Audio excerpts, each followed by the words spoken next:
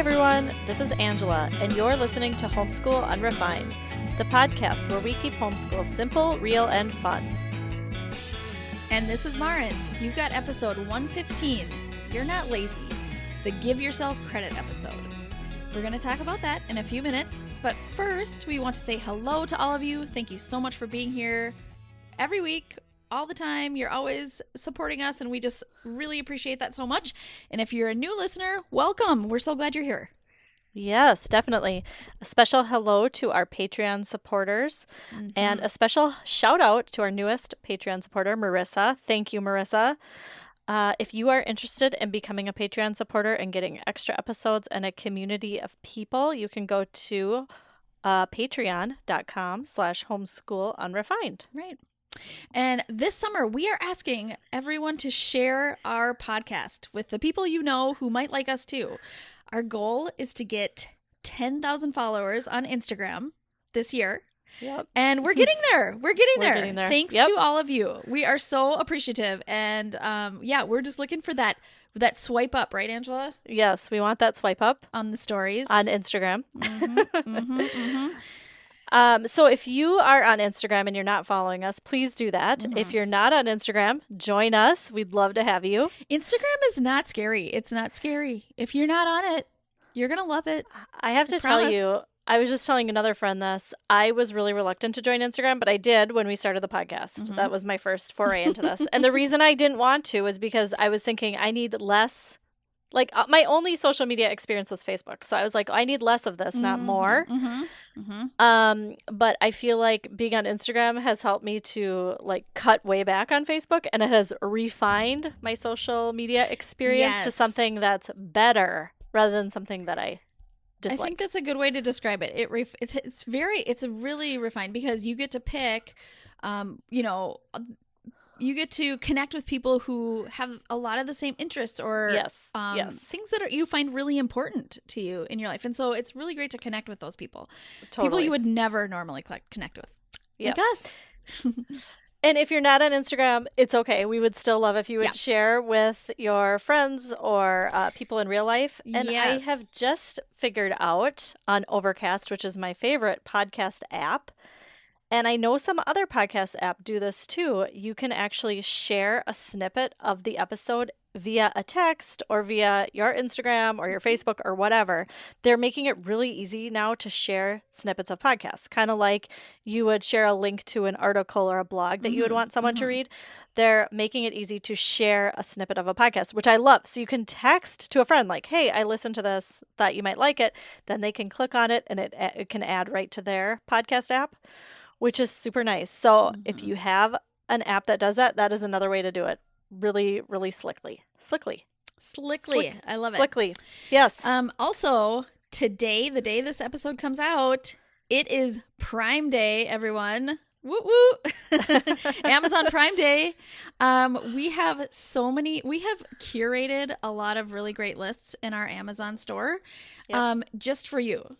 These are our favorite things. These are things that we have tried, we have tested, and we love. Right. So these are for you to take and use. I mean, just enjoy these lists. So today would be a great day to use it because you're going to get some great deals. Yep, there's lots of deals. And then also, if you just use our link, which is basically like if you just go into our shop once, then for 24 hours, anything that you buy on Amazon, it doesn't have to be something that we recommended. It can be anything you want to buy for yourself. Anything that you buy uses our link, and then we get a teeny little kickback from that. So we would appreciate that so much. If you just click on our shop, then anything you buy for the next 24 hours counts.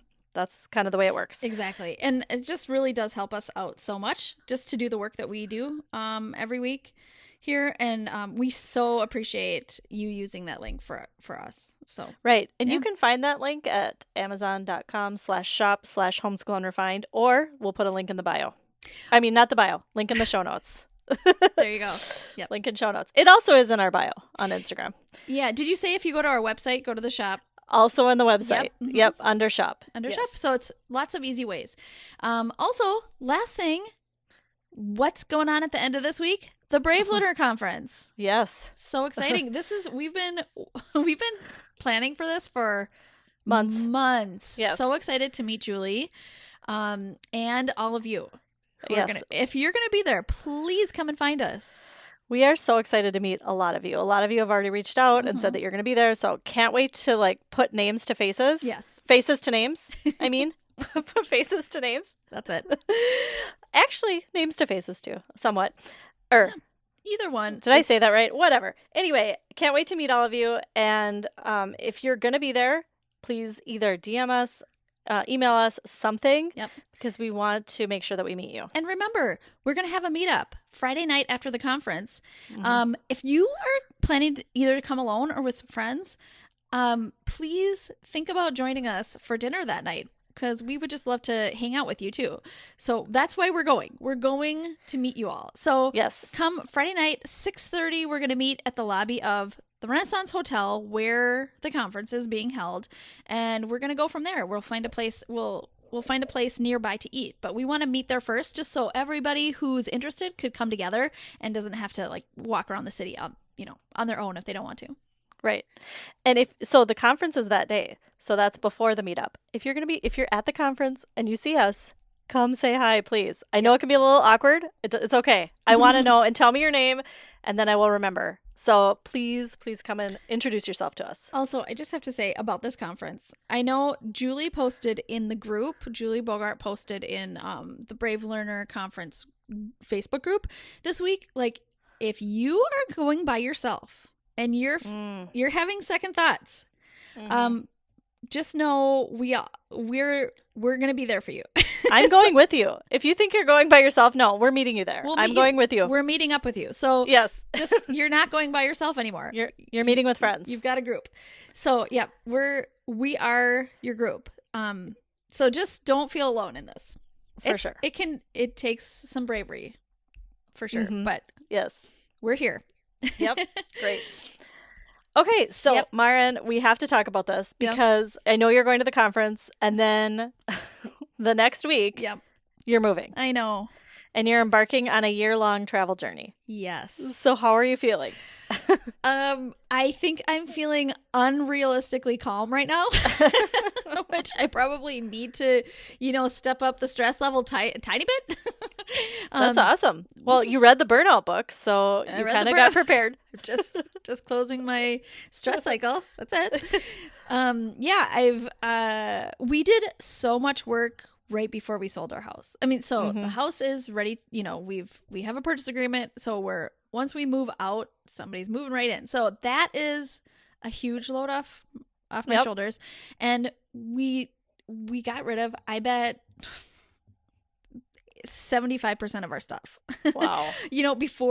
Before we even like put our house on the market. So that is really huge. Right now, I know there's going to be so many last minute, like, oh my goodness, there's a drawer full of junk, or all that kind of stuff at the end. But I'm also telling myself, and this is really hard for me, I like to have everything perfectly ready for a vacation. I mean, this kind of almost feels like a vacation to me.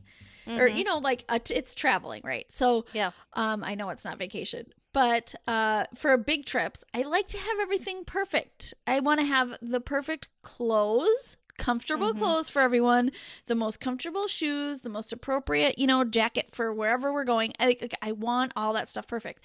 But what I am telling myself every day is it's okay to not have everything before we leave. When we need that thing, we can get it. Yeah. Wherever we are. Like, we're not going to like a third world country where they're not going to have the things like we want to. This is like, we're going to big cities. We're going to be fine. You'll be fine. You'll be fine. Yeah, we're going to be totally fine. And really, I think you said this, like, that's kind of part of the experience too. Is like, once you get to a place, you're like, oh, we could do this. And then, it's okay to not have everything it's kind of fun to not have everything thought through. Right. It's kind of exciting. Yes. Yeah, because you can decide last minute. But that's actually just my personality. I know some people like to decide ahead of time. Well, I think it's interesting because you are on the Myers-Briggs, which we love to talk about, personality profiles here. But on the Myers-Briggs, you're a J. I know. And I think an SJ too, because is a factor because an S is a sensor and J is a person. Well, they say judging, but I mean, I just feel like it's more of you're really good at planning and getting things prepared ahead of time. Yep. It makes me feel comfortable to have things prepared ahead of time. That's what a J is. And a P is the opposite. They feel freedom in not having things prepared ahead of time. Yes. Because they can be flexible. So, but in these kind of situations, I turn my J on, and you probably turn your P on a little bit more because I am more like, I just want to be ready for everything so that we can enjoy everything once we're there. Then we can have fun, whatever. But I need to change. I need to just not stress out about that. So for new listeners or people who haven't heard, can you just give them the brief, bird's eye view of what you're doing next year? Okay, yes. Okay, so we are embarking on a year-long family trip. We are going to be first going to New York City for the month of August. Yep. If you live in New York City or nearby, please let me know. I would love to have a meetup. You've already heard from some people. Yes, actually. yeah. So that's in the works. In the works. But but please get a hold of me if you are in the area. And so a month of August, New York City. We're gonna come back to Minnesota just for 2 weeks. We've got a wedding to go to, and then just we're gonna pack up a few more things, get our car, and then head west. And we're gonna start, and we're gonna go through Yellowstone, and we're gonna do lots of national parks on the way on our trip. But we're gonna be in Seattle for a month, probably. Would love to have a meetup there.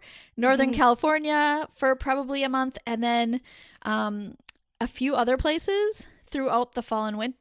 The end of the fall. And then we'll be in Austin, Texas from January through probably May or so. Sounds amazing. Yeah. So we're very excited. My husband's going to be working while we're in these. We're going to be stationed in each place for about a month. So he's going to be working on this in some, I think, what do they call them? Independent office spaces or whatever. So Yep, and the kids and I are going to be exploring a lot, and I'm super excited. That's so amazing, and I cannot wait. I know you're going to Instagram about it. Yes. So if you're not following Maren, you should be. Yeah. Yep, definitely. I need to make a goal for, doing that more, because I sometimes forget. But then I think people want to see this. They do. I can do it. I think when you're traveling, it's a little bit easier, because I know when we were traveling, it was real easy for me to Instagram. Okay. Now that I'm home, I'm like, yeah, what do people want to see here? I know. So I think that's how I feel.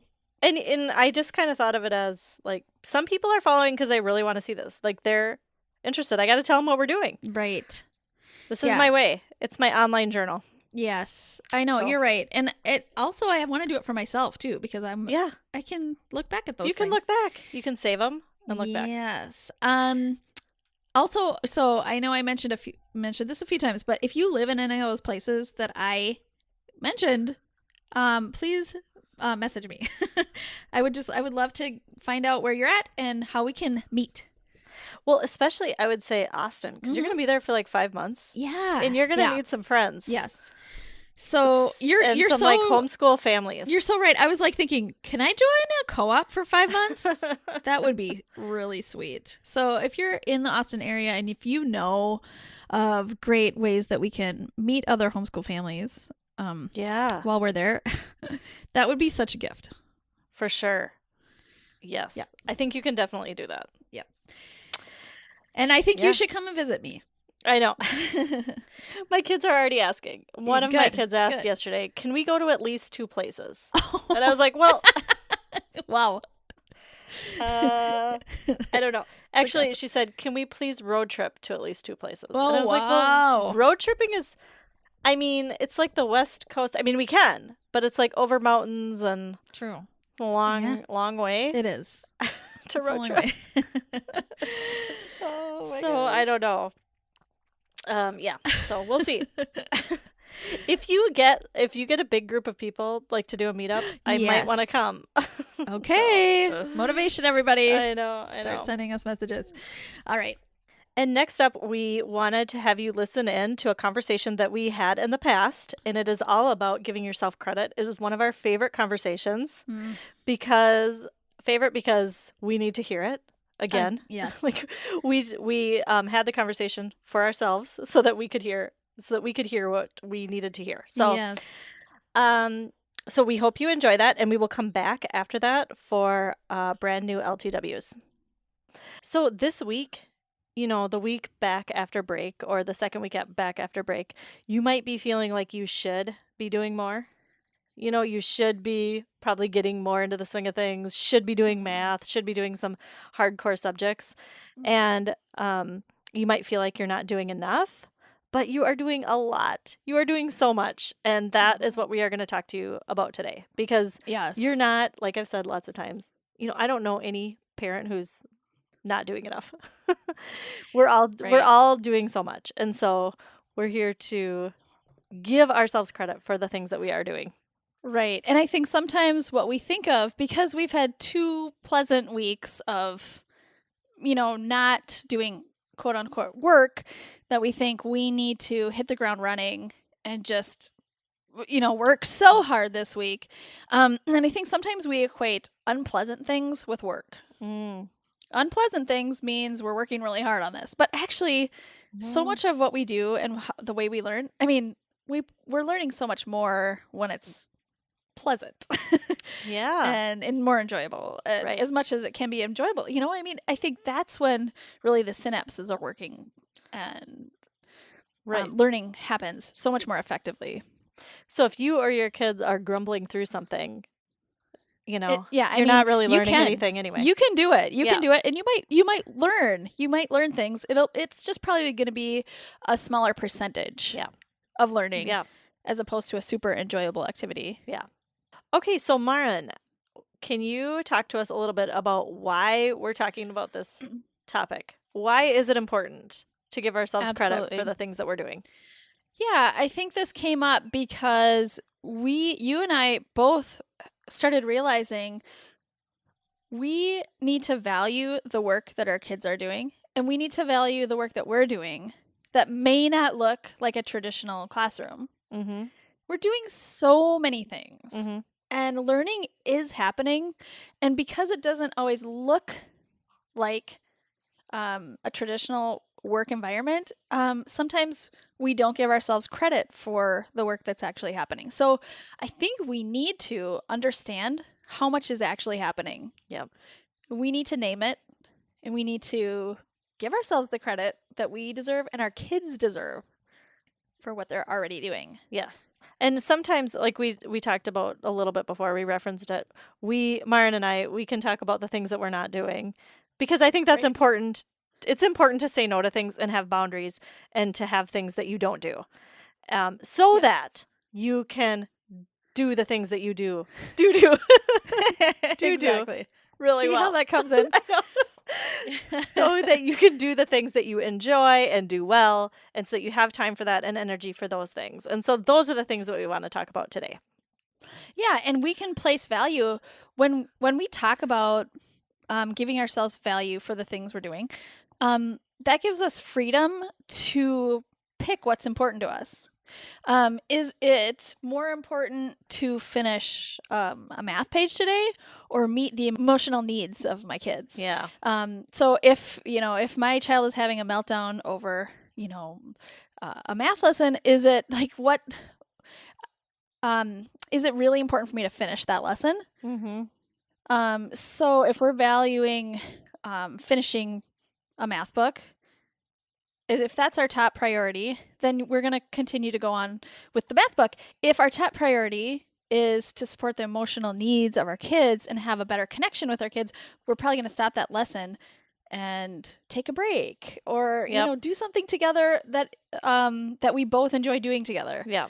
Maybe we'll put a puzzle together for a while. Yep. Or something. And that is work. Yeah. I've made that mistake before. I'll just be honest. Oh, me too. Yeah. So many times. Yeah. Where I valued the finishing of the assignment or work more than their emotional needs. Yeah, and it's such a tough line to toe, I think, because we do want to finish things, and we want them to learn things. But like we were saying before, the amount of learning that's going to happen in that negative situation is probably not super high. Right. And if you're thinking, well, what if my child breaks down every day about math? Then we're never going to get to math or whatever the subject is. And that I would say then probably you need to re-examine what you're doing, and maybe find an alternative way or a curriculum or something different, a different way to teach math that works for your child. And sometimes it's just the specific math thing that you're learning. Maybe it's fractions. Maybe your child's not ready for fractions right at this moment. Even though the textbook says a child this age should be ready. Yep. Yeah, and here we go. Move on to the next thing. Well, your child might not be ready for that. Yeah. They might be ready for the thing next in the book. I mean, somebody is deciding the linear plan of that book, progression of that book, but they don't know your child. And so maybe your child's ready for geometry or algebra or something else. Yep. So you get to decide that. Yeah. So anyway, so all those things are you making decisions about what's important to your kids and what's important to you. And that is work. And we need to value that. That's all work. A good technique that I don't do, but I have thought about, I think it would fit me more than planning, is to write down what you've done for the day after you did it. Yes. Because I think when you plan out what you want to do for the day, and I do that, so we all, a lot of us do that, we have an idea in our mind of the things we want to get to. And, pretty much always you fall short. Right. And that just can make you feel like, like just a failure. Because I only got to 5 of the 7 things I thought I was going to get to. Boy, I really slacked off. So I think what would be really helpful is to write down afterwards the things that you did, even if they're not traditional school type of things. Right. Like putting together a puzzle. Right.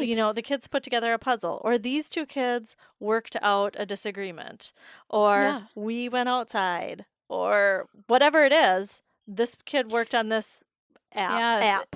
They did this app, and I think that would be really helpful to see. Then maybe after a week or a month, you can see all the things that you actually do.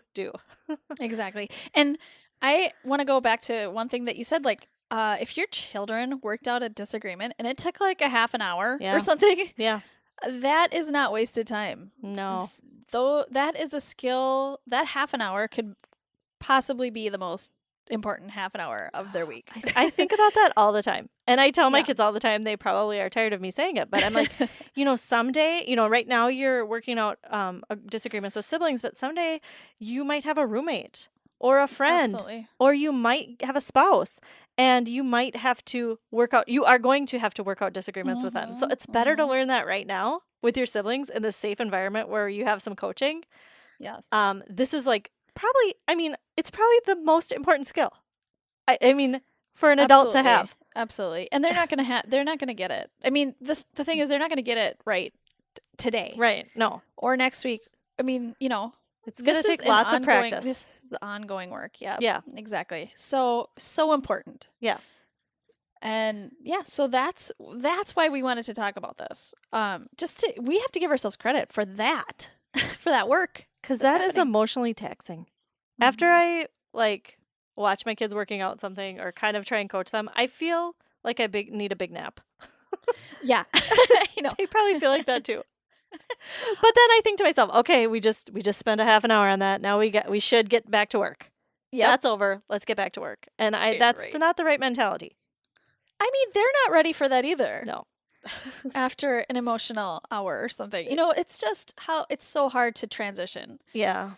Like that. Yeah. So it's good probably to have a little alone time after that, or together time, the two that were fighting, or something. Yeah. And you have to kind of decide in the moment a lot. I think a lot of this is giving ourselves credit for making on-the-minute decisions. Oh, yeah. Yeah. Because that's taxing. You're always thinking on your feet. Yeah. You're always thinking on your feet. Always. Yeah. Yeah. Yeah. It's tough. My husband he really loves making a plan. Yep. And then following through on the plan. Yep. So does mine. And I'm the opposite. Yep. I'd rather not make a plan and make more decisions. Yeah, last minute.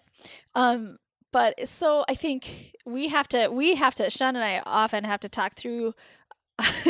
It's okay to change our plans, and we have to go with what the environment is at that moment. Mm-hmm. Because our kids, we have 4 kids, and you just never know what's going on in their little hearts and their minds and what they need. Mm-hmm. And maybe we've planned a 4-hour, trip somewhere, and then, gosh, what this kid really needs is like 2 hours alone in their bedroom or something. Yeah. And that's the advantage of homeschooling. Yeah, exactly. I mean, if they were in a traditional school setting, they would not have that flexibility. Mm-hmm. So I think because we have that flexibility, we should take advantage of it. Absolutely. It's a gift. It's a gift of homeschooling. So you should definitely take advantage. Absolutely. And it can be a challenge if you're not the kind of person who is, you have a hard time with that. What if you like all those plans? Yeah. It's hard. I think that can be very much of a challenge. It's a challenge for me, and I like doing that. Yeah. So, yeah. Yep. So give yourself credit for it. Right. Doing so many emotional things. I think so much of what our culture gives us credit for is just our outward appearance and what our results of everything that we've done. And so much of our work is internal. Mm-hmm. It's emotional work. It's thinking, planning, and all that kind of stuff. And so we aren't going to get credit from the outside world for all that stuff. Yeah. Yeah, that is wise. Even as an adult, you might have a whole internal dialogue going on, or an internal upheaval, or you might be working on something internally for years or months or whatever. And you're right, the culture is not going to give you they're not going to notice. No. Yeah. Exactly. But that's really important. That is such important work. It is so important. Yeah. And your kids will notice it, and they'll notice that you're working. They'll probably notice the things that you've done to prepare your homeschool to be a positive environment for them. And they'll notice that you're working to make their siblings, work together. And they'll see that. They'll see those things. I hope so. I think they will. And well, actually, sometimes I just tell my kids, just so you know. I don't give them a whole list of everything I do, but I'll say, see what we did. What I decided to do for this morning was give you an hour of playtime, so you could, do all these things. Yeah. So I want to make sure my kids understand that this is different than what they would do at school, and this is good. This is good. Yeah. So see what's happening here. We worked for a half an hour on this problem together with your siblings, and now you get to, have 15 minutes of alone time. Yeah. So yeah, we're doing that instead of math. Right. Because otherwise they can think, well, we didn't do school today. Right. Exactly. Yeah. Just name what you did for them too. Yeah. Yeah. That's so good. Okay. So next we wanted to talk about exactly what are the things that we are doing. Yes. That you may not see at the outset. It's not like, lesson planning and things like that, or like preparing a lesson or whatever. What are some other things that are not so tangible that we are doing? Right. So, Angela, what are some things that you're doing? Okay. So one thing I think that's really important that I think every homeschool parent does is we prepare the environment. And that can look like so much. That's actually so much of what you are doing. And that takes a lot of energy. It's a huge percentage. It's a huge percentage that takes so much work and time, and you're always working on it. You're always changing things up.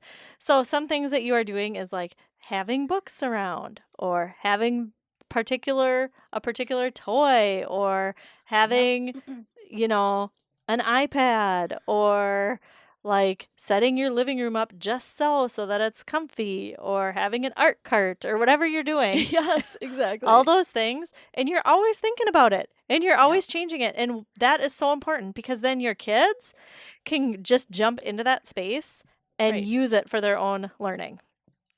Yes, this is completely ongoing for me too. And this is where I overthink so much too. So I research games, books, toys, clothes, that my kids would be most comfortable in. Like you said, in the environment, like what shelf should I put the art stuff on? Yeah. That would be most conducive to kids pulling them out. And weeding out all the art material that isn't getting used, right? The books that aren't getting used. I mean, because for me right now, I'm in this mode where I'm like, I have too many books. Nobody's really reading them, even picking out books anymore. Yeah. So that's my next job. Yeah.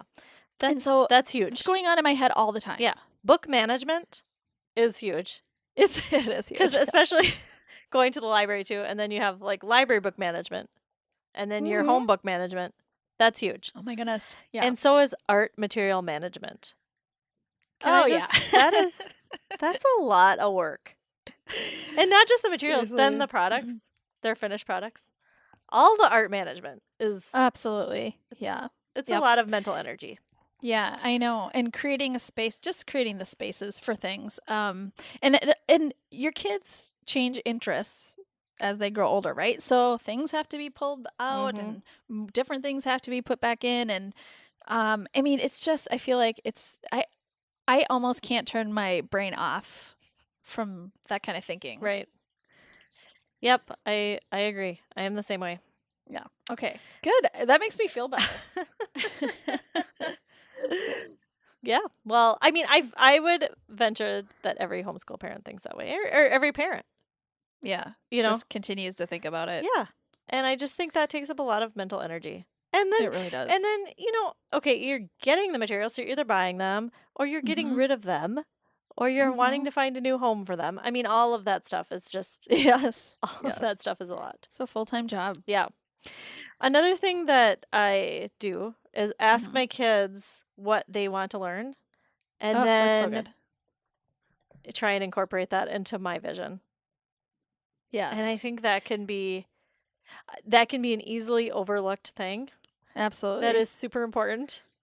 Because, you'll have one kid say something really obscure, like, I want to learn about horses or something. And then you're like, oh, crap. I wasn't even thinking about to make that work. I know.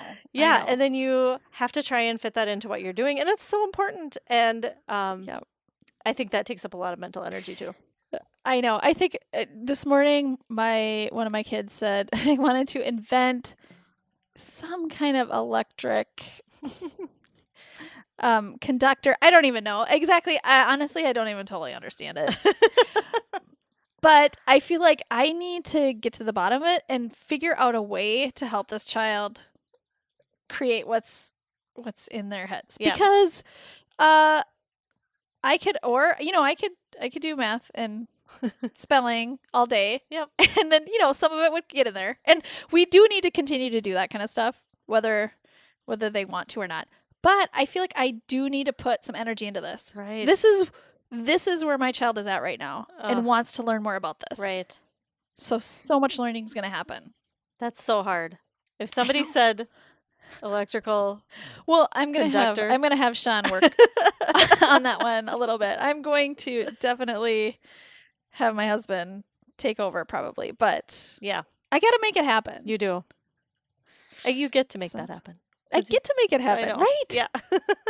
Instead of being in a classroom all day, where it's, I think in a classroom all day for this child would be, just have to all day.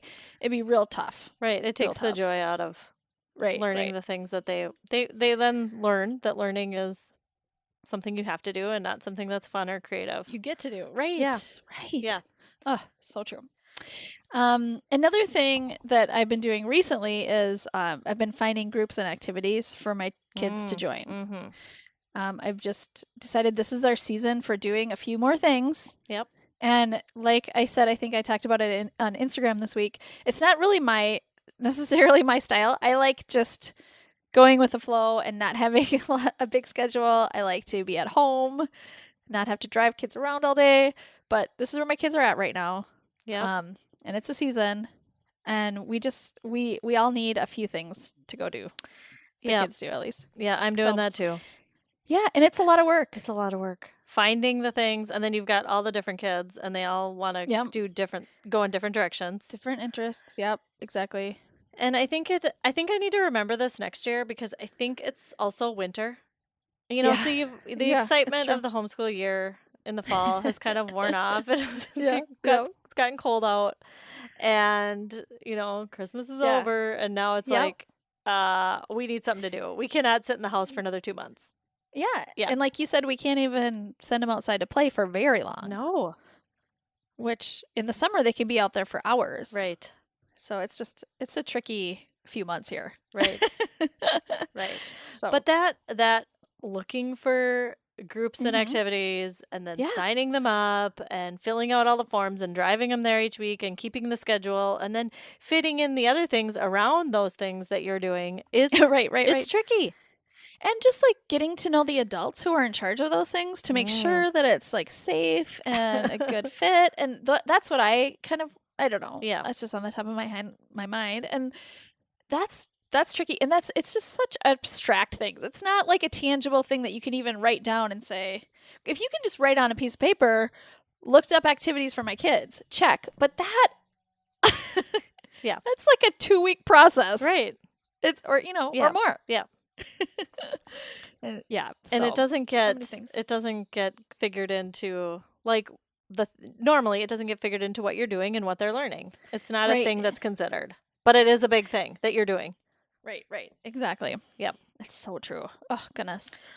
Another thing that I feel like I'm really working on, I kind of alluded to this at the beginning, is creating routines and teaching. My kids are getting to that age now where they need to be taught, they need to be given more control over their own time management.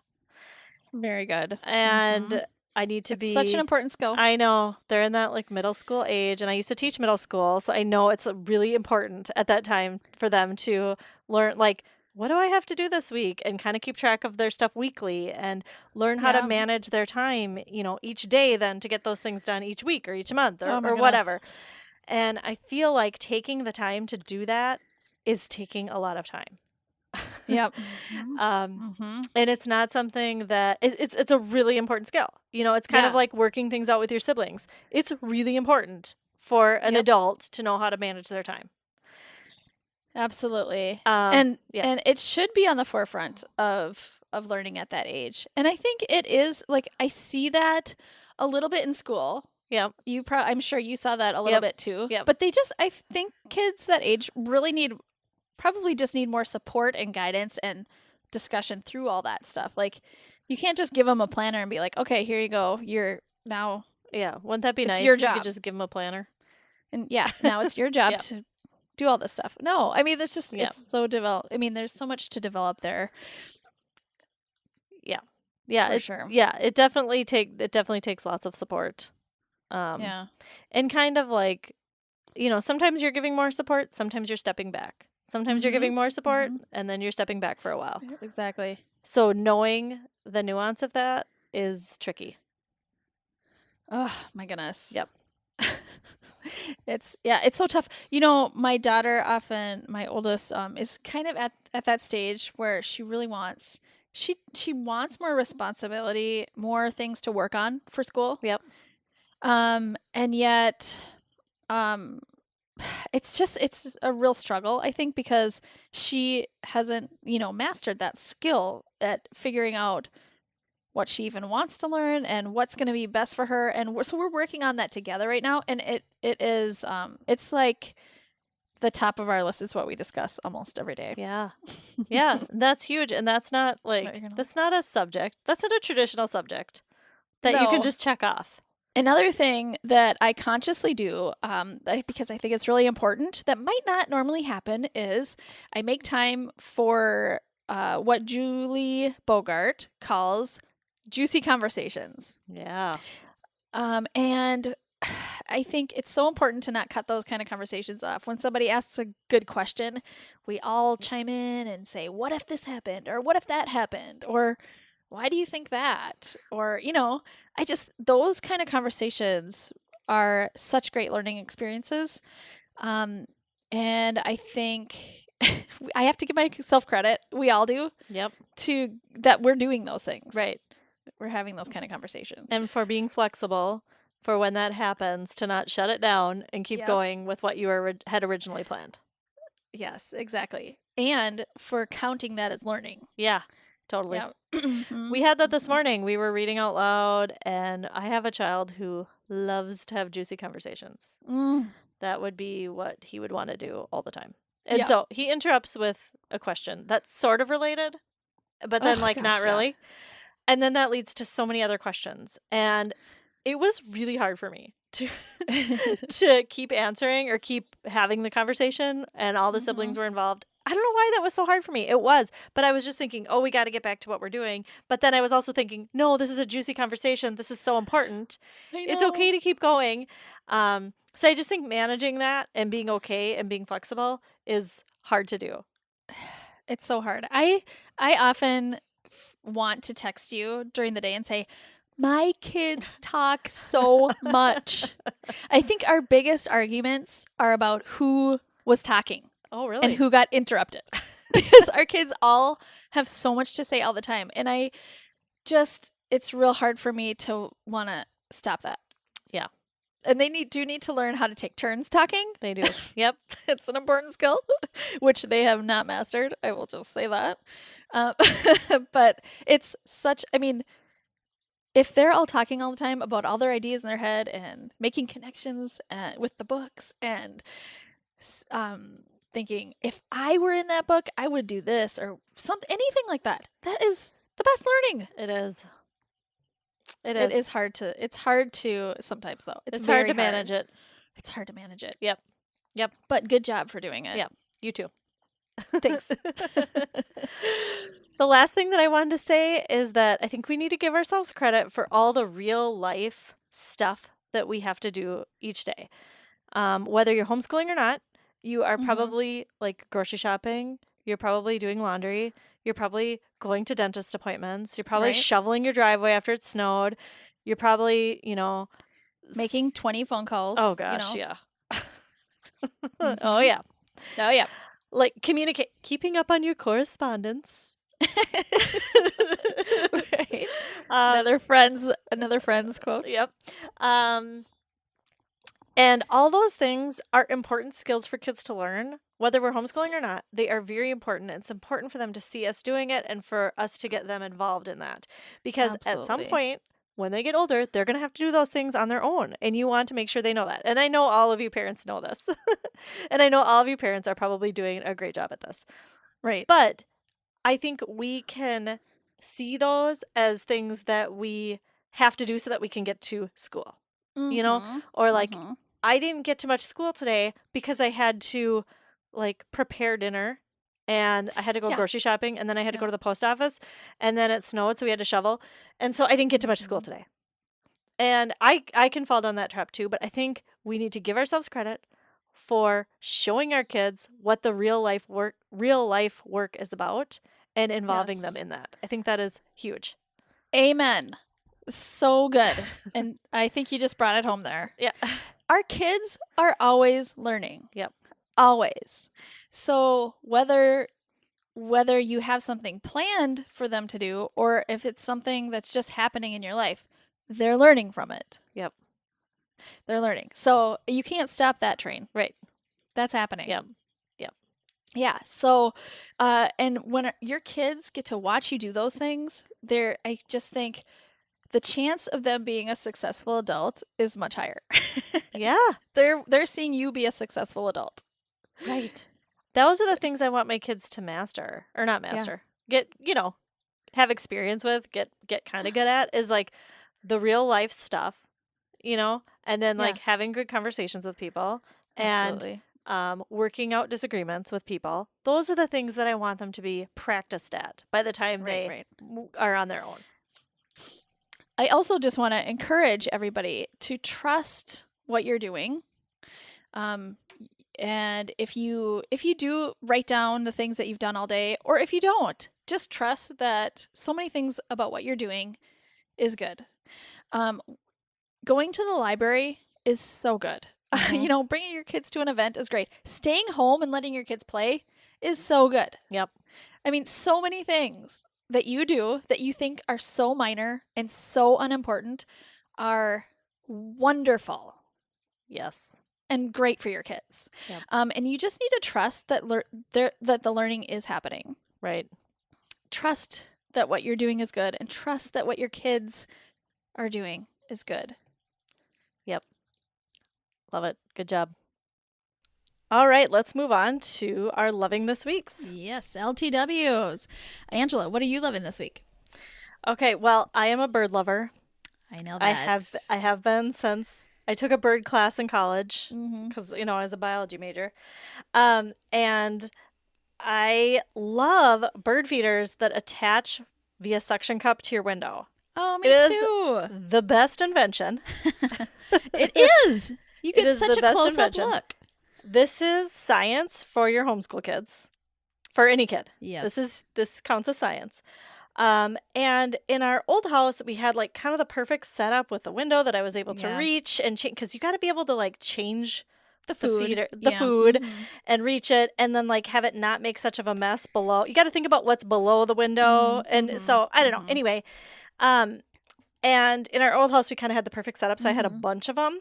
In our new house, it's not that great of a setup, but I was able to, all that to say, it's the perfect setup for hummingbird feeders.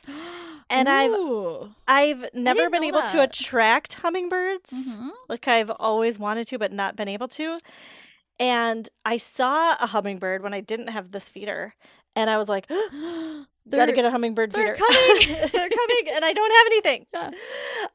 So I found a window suction cup hummingbird feeder that I love so much. It just is right in our kitchen. That's awesome.